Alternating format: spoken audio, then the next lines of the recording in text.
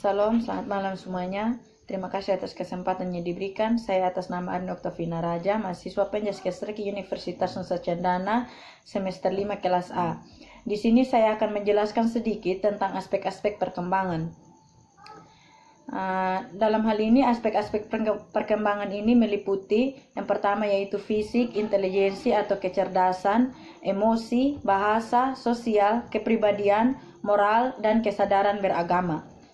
Yang pertama yaitu perkembangan fisik. Fisik atau tubuh manusia merupakan sistem organ yang kompleks dan sangat mengagumkan. Semua orang ini terbentuk pada periode pranatal atau dalam kandungan. Berkaitan dengan perkembangan fisik ini, Cullen dan Thompson Horlock 1956 mengemukakan bahwa perkembangan fisik individu meliputi ada 4 aspek. Yang pertama, sistem saraf yang sangat mempengaruhi perkembangan kecerdasan dan emosi. Yang kedua, otot-otot yang mempengaruhi perkembangan kekuatan dan kemampuan motorik. Yang ketiga, kelenjar endokrin yang menyebabkan munculnya pola-pola tingkah laku baru. Seperti pada usia remaja, berkembang perasaan yang senang untuk aktif dalam suatu kegiatan yang sebagian anggotanya terdiri atas lawan jenis. Dan yang keempat, struktur fisik atau tubuh yang meliputi tinggi, berat, dan proporsi. Di sini, aspek fisiologis lainnya yang sangat penting bagi kehidupan manusia adalah otak. Otak dapat dikatakan sebagai pusat atau pusat sistem saraf pada vertebrata dan banyak invertebrata lainnya. Otak manusia adalah struktur pusat pengaturan yang memiliki volume sekitar 1,350 cc dan terdiri atas 100 juta sel saraf atau neuron. Selanjutnya, body. Body yang berfungsi sebagai penyalur aktivitas dari sel saraf yang satu ke sel saraf yang lainnya.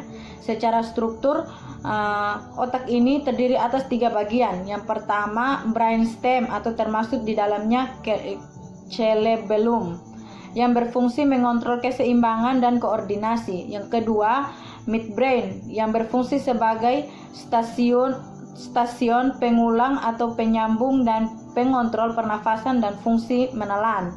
Nah, yang ketiga, bagian C, cerebrum sebagai pusat otak yang paling tinggi yang meliputi belahan otak kiri dan kanan, atau left and right hemispheres, dan sebagai penyambung saraf yang berhubungan.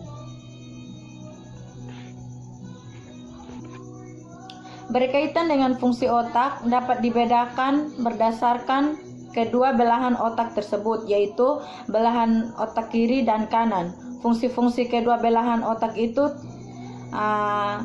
tampak berbeda.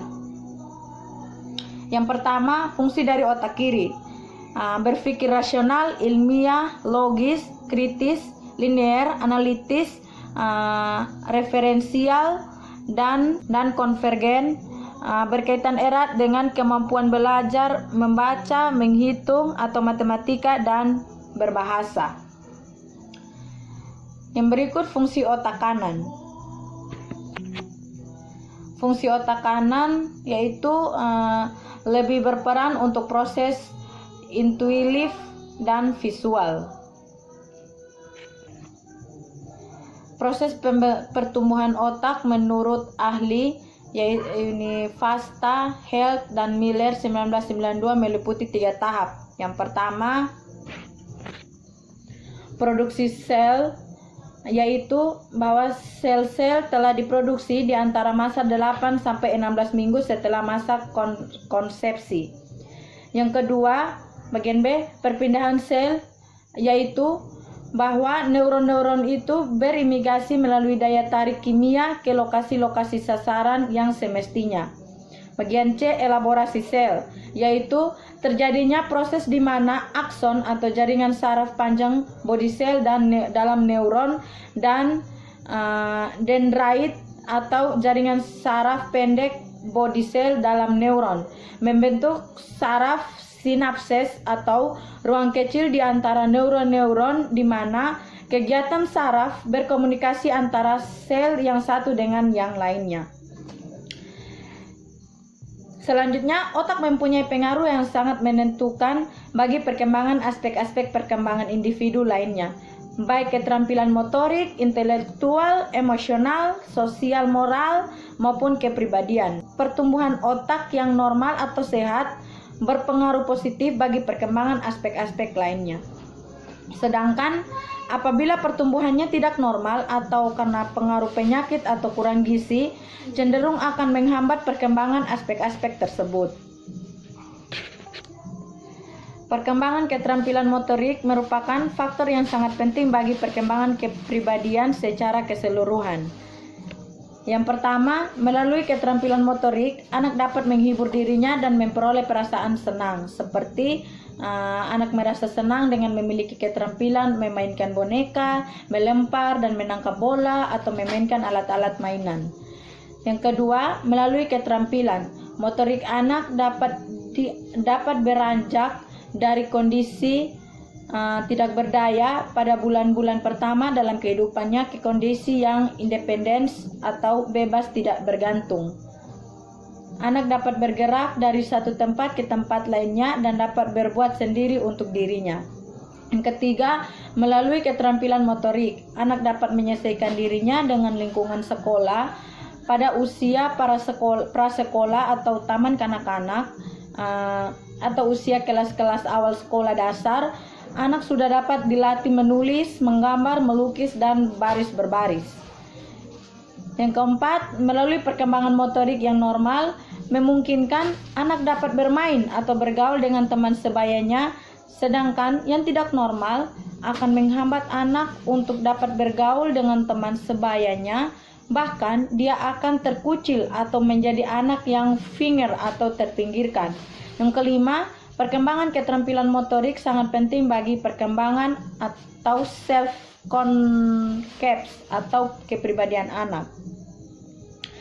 Seiring dengan perkembangan motorik ini, bagi anak usia prasekolah atau taman kanak-kanak atau kelas-kelas rendah SD, tepat sekali diajarkan atau dilatihkan tentang hal-hal berikut. Yang pertama, dasar-dasar keterampilan untuk menulis huruf Arab dan Latin dan menggambar.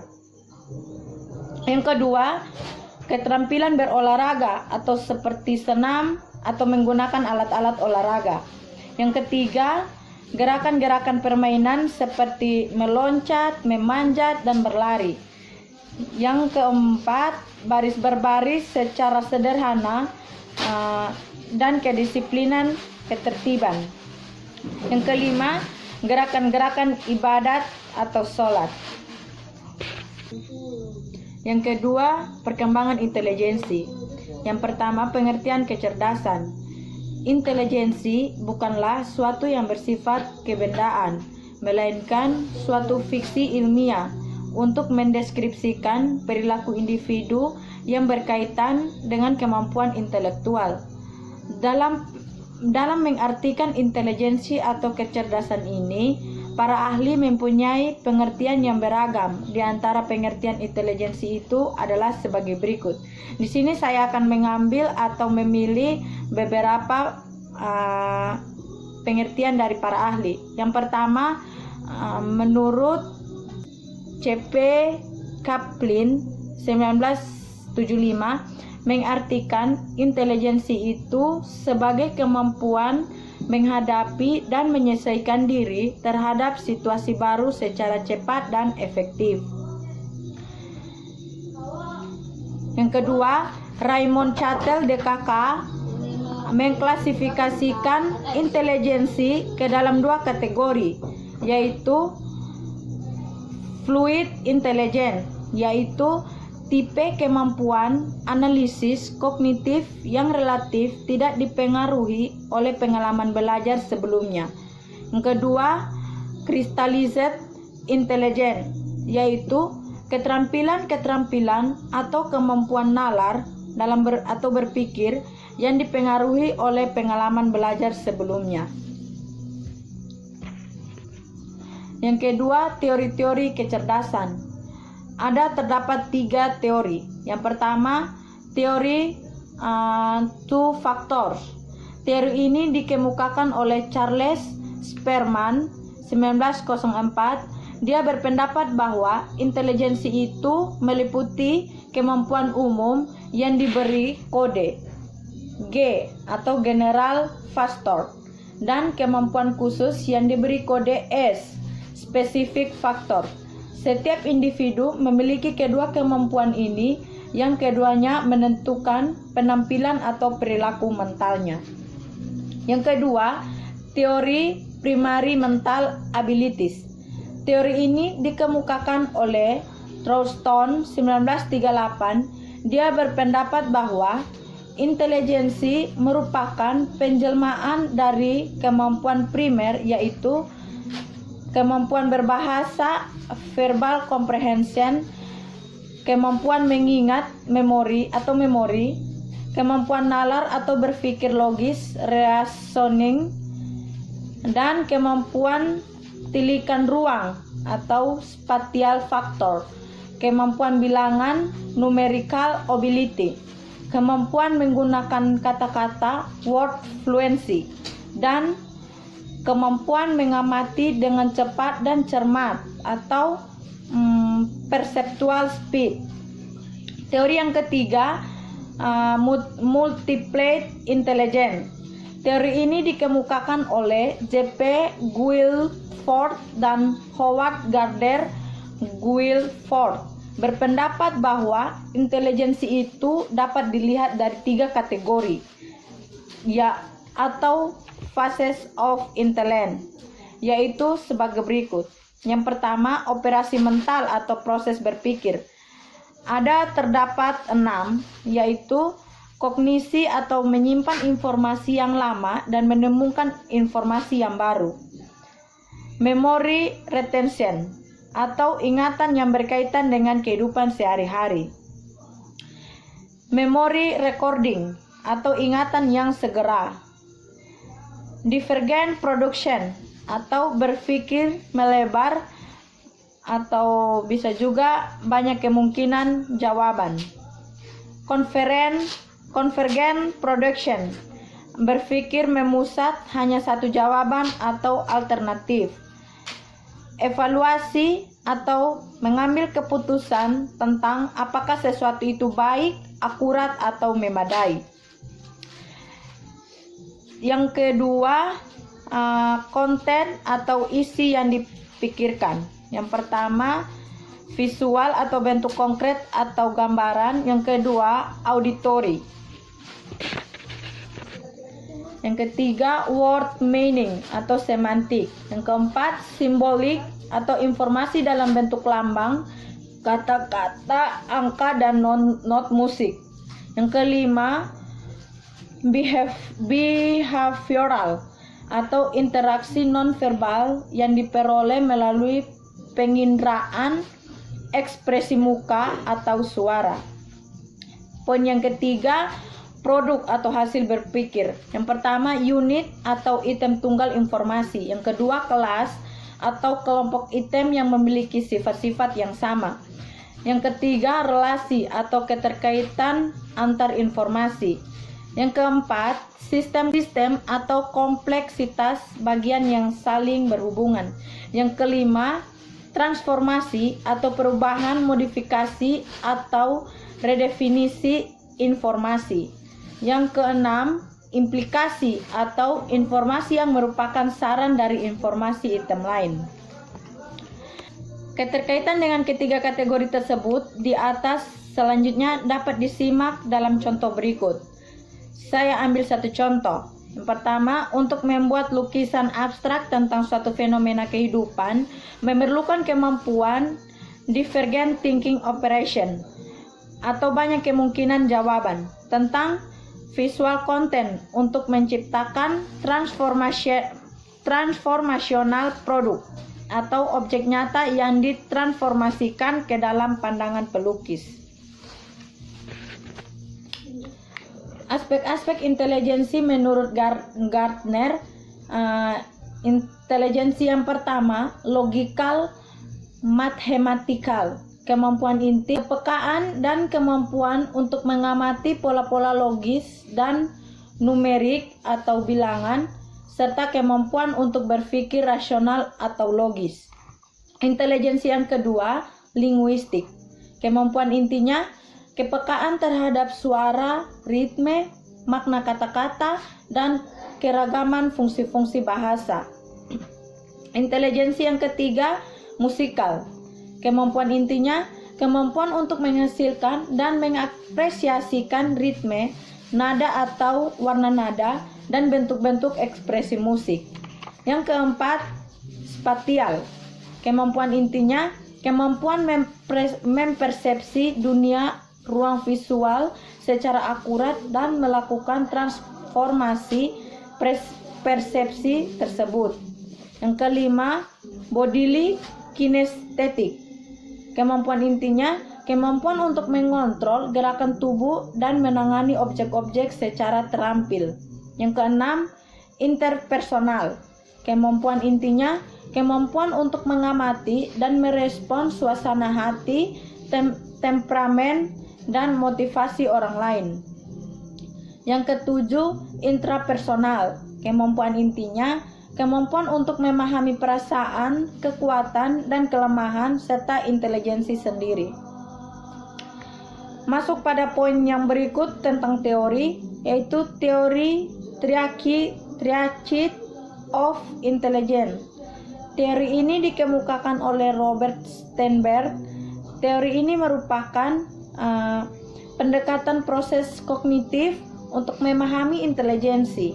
Dengan kata lain, tingkah laku intelijen ini merupakan produk atau hasil dari penerapan strategi berpikir, mengatasi masalah-masalah baru secara kreatif dan cepat, dan menyesuaikan atau penyesuaian terhadap konteks dengan menyeleksi dan beradaptasi dengan lingkungan.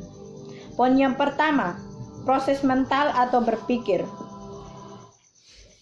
Bagian A, metakomponen atau perencanaan aturan, seleksi, strategi, dan monitoring atau pemantauan. Yang kedua, performance components, melaksanakan strategi yang terseleksi. Melalui komponen ini memungkinkan kita untuk mempersepsi dan menyimpan informasi baru. Poin yang berikut, penyebaran intelijensi. Berdasarkan hasil pengukuran atau tes intelijensi, terdapat sampel yang dipandang mencerminkan populasi. Untuk tabel ini,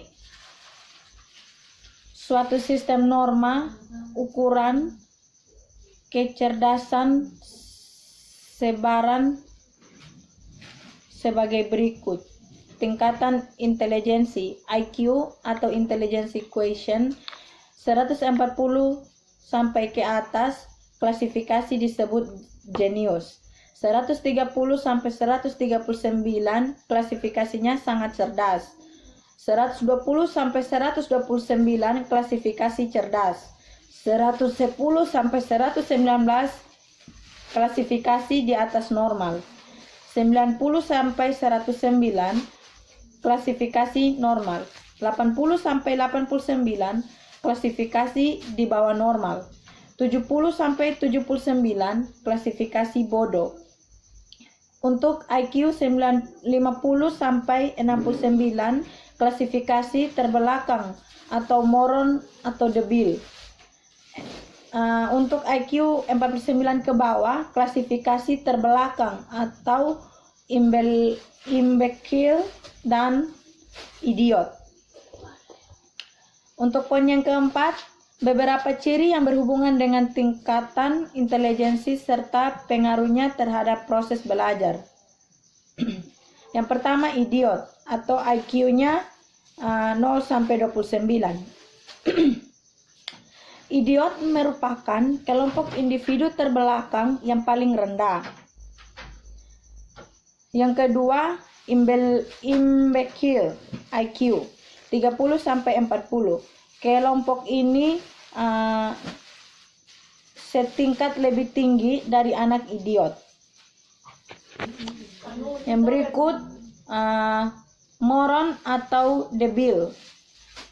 IQ-nya 50 sampai 69. Kelompok ini sampai tingkat tertentu dapat belajar membaca, menulis, dan membuat perhitungan sederhana, dapat diberikan pekerjaan rutin tertentu yang tidak memerlukan perencanaan dan pemecahan.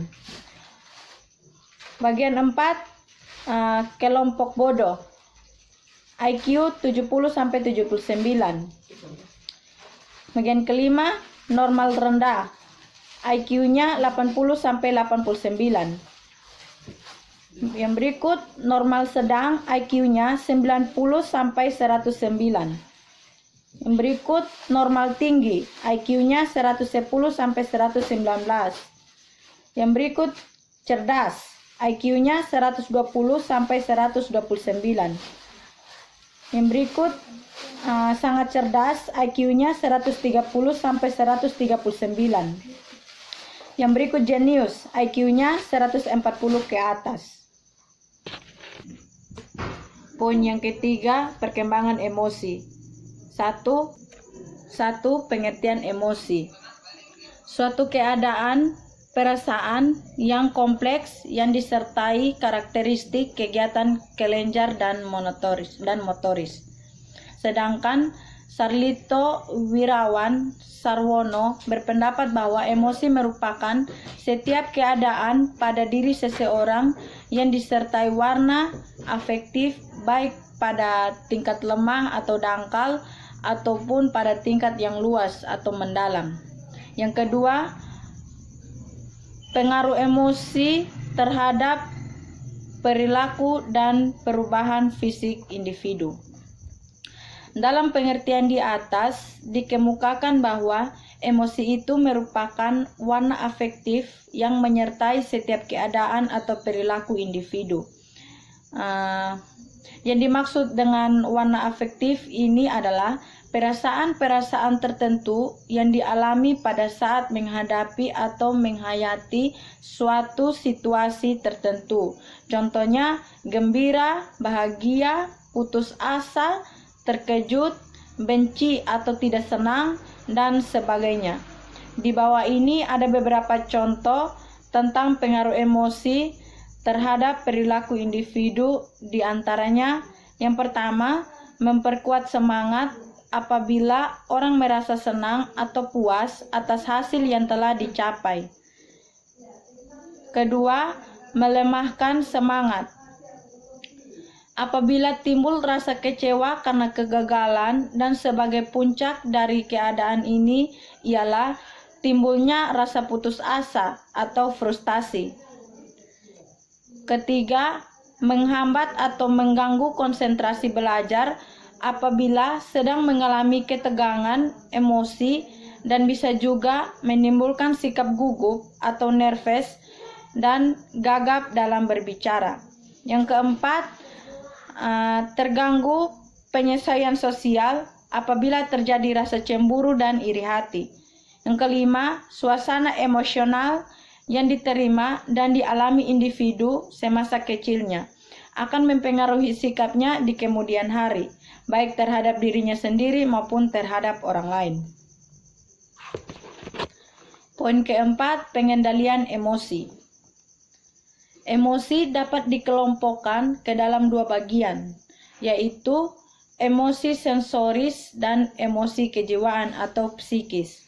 Yang pertama, emosi sensoris, yaitu emosi yang ditimbulkan oleh rangsangan dari luar terhadap tubuh seperti rasa dingin, manis, sakit, lelah, kenyang, dan lapar. Yang berikut, emosi psikis, yaitu emosi yang mempunyai alasan-alasan kejiwaan. Yang termasuk emosi ini diantaranya adalah perasaan intelektual, perasaan sosial, perasaan susila, perasaan keindahan, dan perasaan ketuhanan. Yang kelima, masuk dalam teori-teori emosi. Canon Barth merumuskan teori tentang pengaruh fisiologis terhadap emosi. Teori ini menyatakan bahwa situasi menimbulkan rangkaian pada proses saraf, suatu situasi yang saling mempengaruhi antara thalamus atau pusat penghubung antara bagian bawah otak dengan susunan urat saraf. Bagian D masuk dalam perkembangan bahasa. Yang pertama, makna bahasa. Bahasa merupakan kemampuan untuk berkomunikasi dengan orang lain. Dalam pengertian ini, tercakup semua cara untuk berkomunikasi, di mana pikiran dan perasaan dinyatakan dalam bentuk lambang atau simbol untuk mengungkapkan sesuatu. Pengertian seperti dengan menggunakan lisan, tulisan, isyarat, bilangan, lukisan, dan mimik muka atau wajah. Yang kedua, tugas-tugas perkembangan bahasa. Dalam berbahasa, anak dituntut untuk menuntaskan atau menguasai 4 tugas pokok yang satu sama lainnya saling berkaitan. Apabila anak berhasil menuntaskan tugas yang satu, maka berarti juga ia dapat menuntaskan tugas-tugas yang lainnya. Keempat tugas itu, yang pertama, pemahaman, yaitu kemampuan memahami. Yang kedua, pengembangan, perbedaan kata, yaitu anak tersebut harus bisa membedakan masing-masing kata. Yang ketiga, penyusunan kata-kata menjadi kalimat. Kemampuan menyusun kata-kata menjadi kalimat pada umumnya berkembang sebelum usia 2 tahun. Yang keempat yaitu ucapan. Kemampuan mengucapkan kata-kata merupakan hasil belajar melalui imitasi atau peniruan terhadap suara-suara yang didengar anak dari orang lain atau terutama orang tuanya.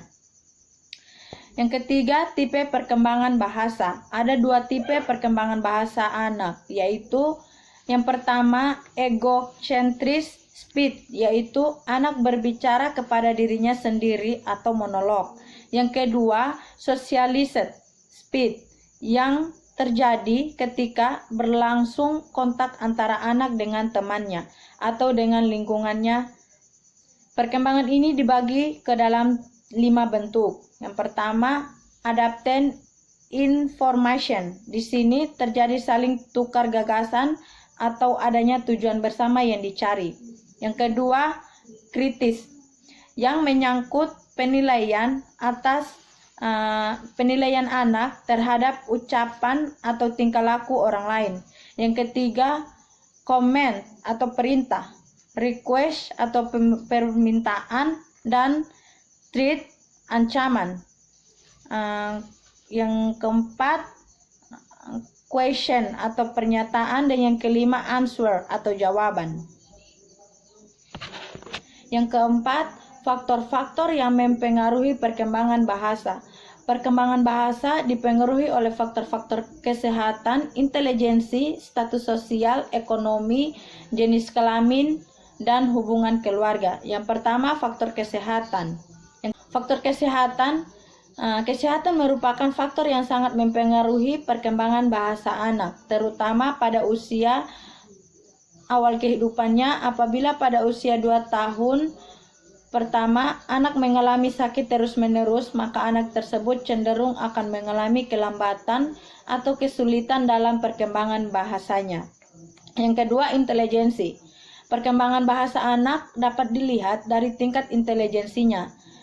Seperti anak yang berkembang bahasanya cepat pada umumnya mempunyai intelijensi normal atau di atas normal. Yang ketiga, status sosial ekonomi keluarga. Beberapa studi tentang hubungan antara perkembangan bahasa dengan status sosial ekonomi keluarga menunjukkan bahwa anak yang berasal dari keluarga miskin mengalami kelambatan dalam perkembangan bahasanya dibandingkan dengan anak yang berasal dari keluarga yang lebih baik. Yang ketiga, jenis kelamin atau pada tahun pertama usia anak tidak ada perbedaan dalam vokalisasi antara pria dengan wanita. Namun mulai usia 2 tahun, anak wanita menunjukkan perkembangan yang lebih cepat dari anak pria.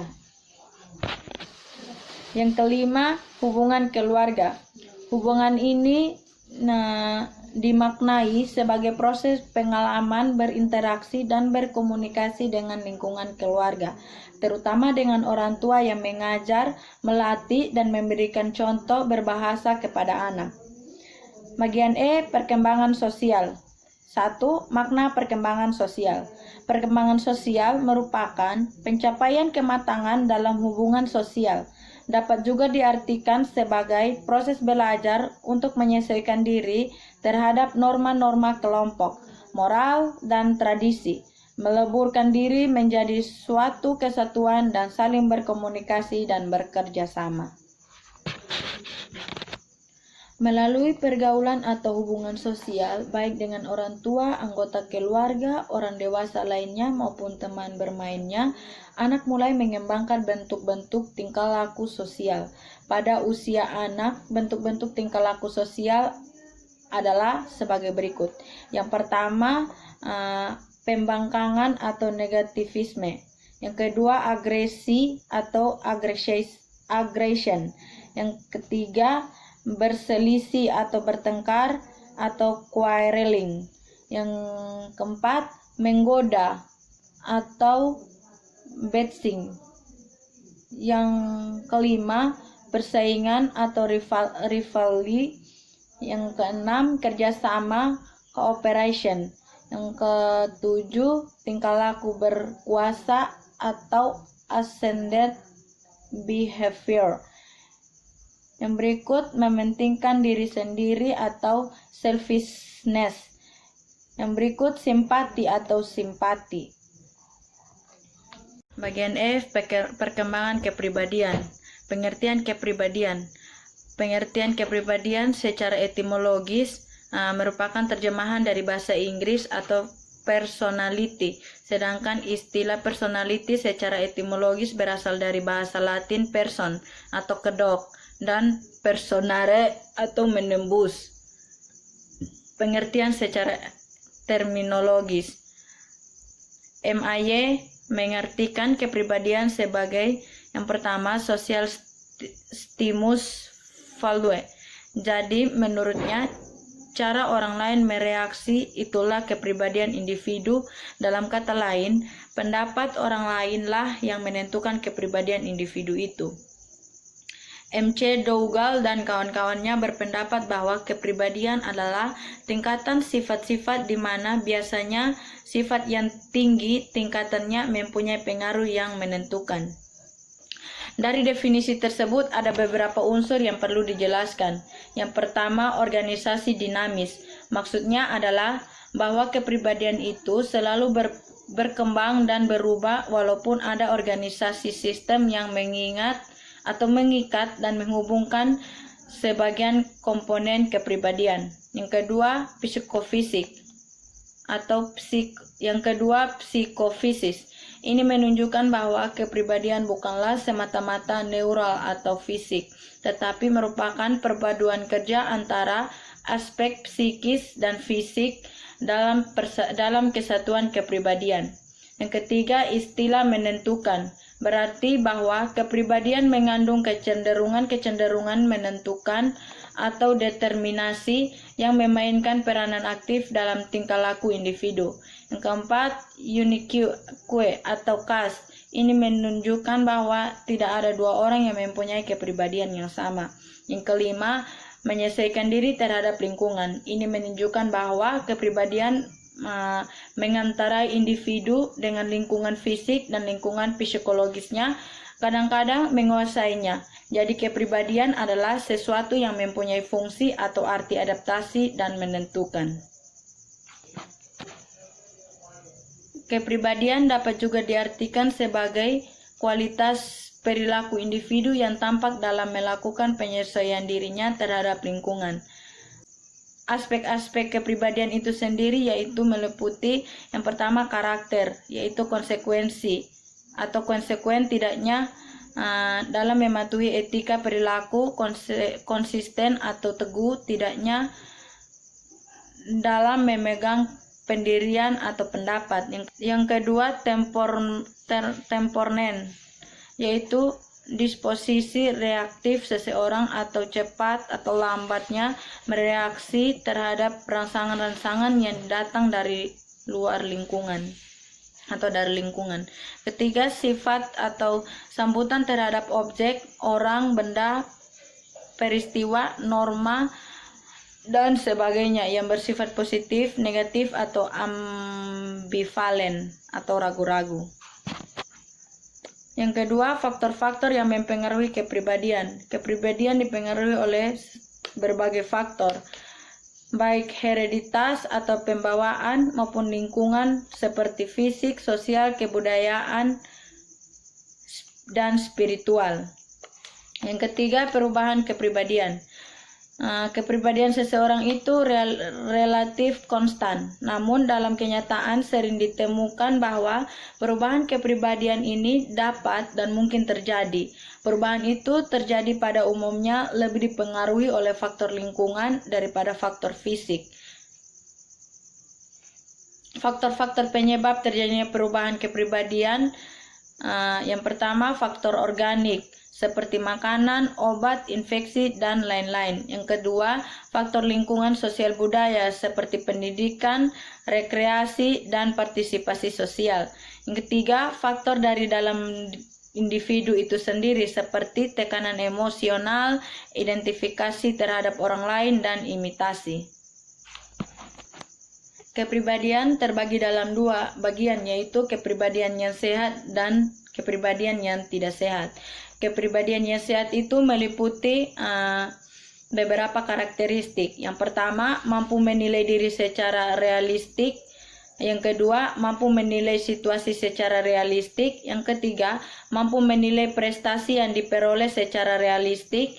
Yang keempat, menerima tanggung jawab. Yang kelima, kemandirian atau autonomi. Yang keenam, dapat mengontrol emosi. Yang ketujuh, berorientasi tujuan. Yang kedelapan, berorientasi keluar. Kesembilan, penerimaan sosial. 10, memiliki filsafat hidup. 11, berbahagia. Adapun kepribadian yang tidak sehat ditandai dengan karakteristik sebagai berikut. Yang pertama, mudah marah atau tersinggung. Yang kedua, menunjukkan kekhawatiran dan kecemasan. Yang ketiga, sering merasa tertekan atau stres, bisa juga depresi. Yang keempat, bersikap tidak bertanggung jawab atau mengganggu orang lain yang usianya lebih dari anak tersebut. Yang berikut, mempunyai kebiasaan berbohong. Poin bagian G, perkembangan moral. Yang pertama, pengertian moral. Istilah moral berasal dari kata Latin mos atau moris yang berarti adat istiadat, kebiasaan, peraturan atau nilai-nilai atau tata cara kehidupan. Sedangkan moralitas merupakan kemampuan untuk menerima dan melakukan peraturan, nilai-nilai atau prinsip-prinsip moral.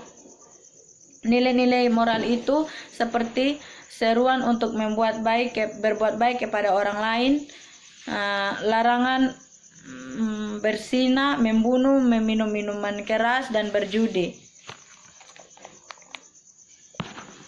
Yang kedua, faktor-faktor yang mempengaruhi perkembangan moral. Perkembangan moral seorang anak banyak dipengaruhi oleh lingkungannya. Yang pertama, beberapa sikap orang tua yang perlu diperhatikan. Yang pertama, konsisten dalam mendidik anak. Yang kedua, sikap orang tua dalam keluarga. Yang ketiga, penghayatan dan pengalaman agama yang dianut. Sikap konsisten orang tua dalam menerapkan norma, dan lain sebagainya.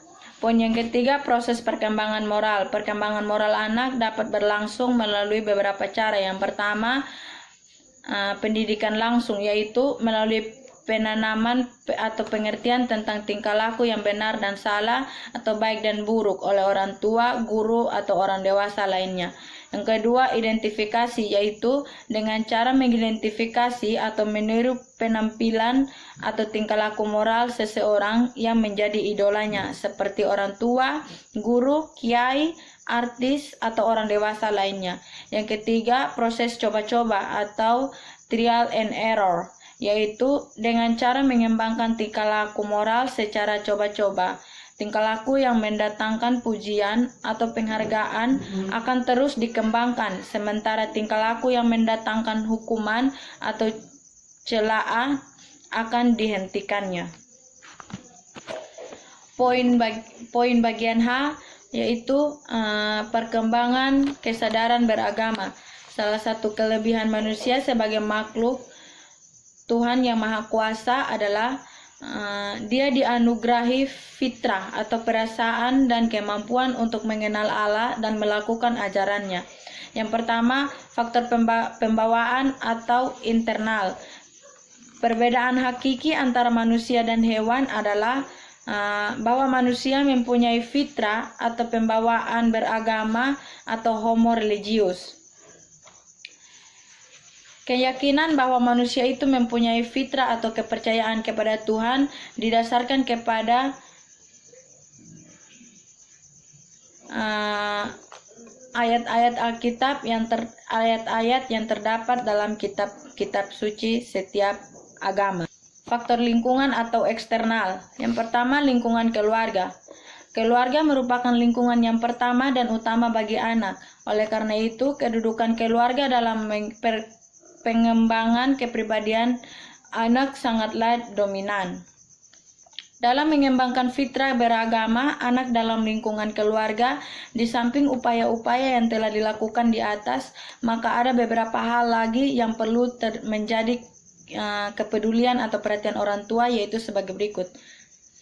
Pertama, karena orang tua merupakan pembina pribadi yang pertama bagi anak dan tokoh yang diidentifikasi atau ditiru anak, maka seyogianya dia memiliki kepribadian yang baik atau berakhlaku karimal, akhlak yang mulia. Kedua, orang tua hendaknya memperlakukan anaknya dengan baik. Yang ketiga, orang tua hendaknya memelihara hubungan yang harmonis antara anggota keluarga atau ayah dengan ibu, orang tua dengan anak, dan anak dengan anak. Yang keempat, orang tua hendaknya membimbing, mengajarkan atau melatihkan ajaran agama terhadap anak. Pentingnya peranan orang tua dalam mengembangkan fitrah beragama sangatlah dominan, atau orang tua harus berperan sangat penting dalam melatih anak atau memberikan anak pengajaran tentang agama. Yang kedua, lingkungan sekolah. Sekolah merupakan lembaga pendidikan formal yang mempunyai program yang sistematik dalam melaksanakan bimbingan, pengajaran, dan latihan kepada anak atau siswa agar mereka berkembang sesuai dengan potensinya.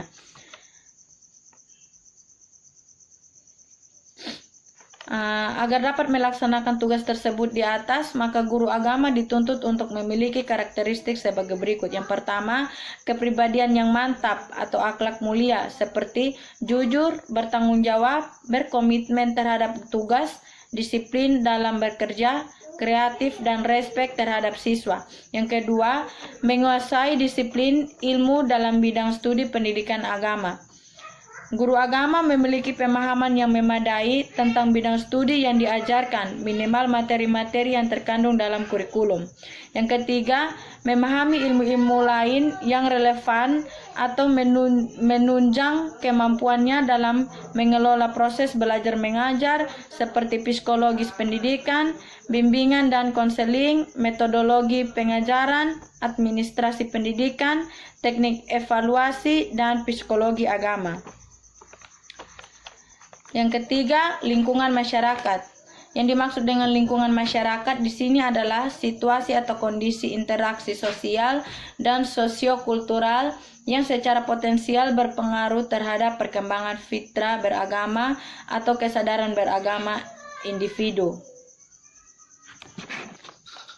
Yang menjadi masalah dalam kesadaran beragama ini adalah problema keimanan, yaitu masalah proses perkembangan keimanan dan konflik keyakinan dengan situasi kehidupan sosial budaya yang dihadapi atau seperti ekonomi, politik, dan hubungan sosial. Yang pertama, proses perkembangan keimanan.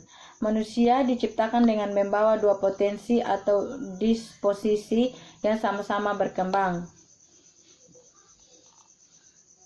Disposisi yang mendorong individu untuk berkembang menjadi kafir, fasik, musyrik, munafik, atau jahat.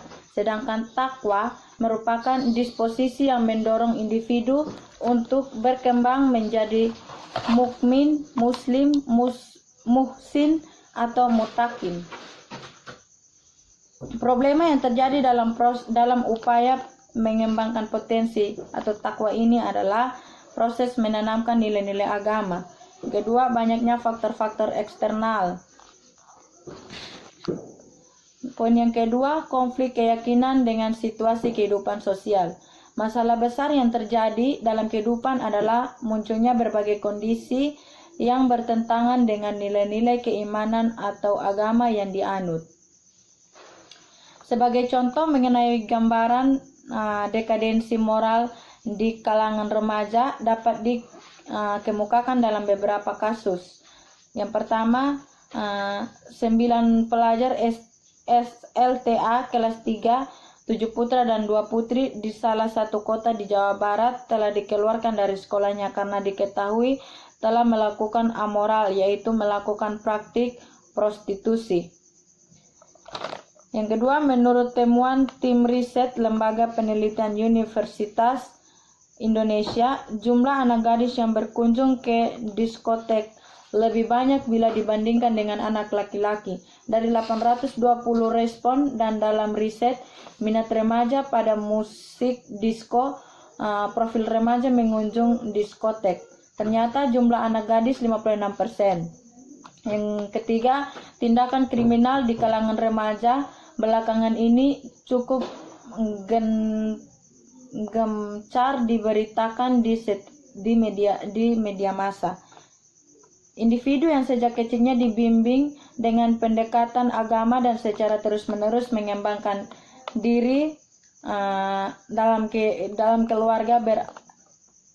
keluarga beragama cenderung akan mencapai kematangan beragama. Kematangan beragama ini berkaitan dengan kualitas pengalaman ajaran agama dalam kehidupan sehari-hari. Secara umum, karakteristik kematangan dalam kehidupan beragama itu yaitu: yang pertama, bagian A, memiliki kesadaran bahwa setiap perilakunya atau yang tampak maupun tersembunyi tidak terlepas dari pengawasan Allah. Kesadaran ini terrefleksi dalam sikap dan perilaku yang jujur, amanah, istiqomah, dan merasa malu untuk berbuat yang melanggar aturan Allah. Kedua, mengamalkan ibadah ritual, ikhlas dan mampu mengambil hikmat dari ibadah tersebut dalam kaitannya dengan kehidupan sehari-hari. Ketiga, memiliki penerimaan secara positif akan irama atau romantika kehidupan yang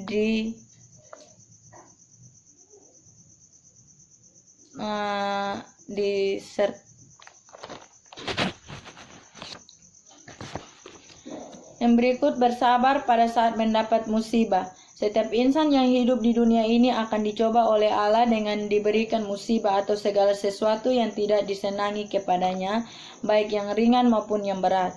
Yang berikut, menjalin dan memperkokoh tali persaudaraan dengan sesama manusia dan tali persaudaraan dengan manusia lainnya dengan tidak melihat latar belakang agama, suku, ras maupun status sosial ekonominya.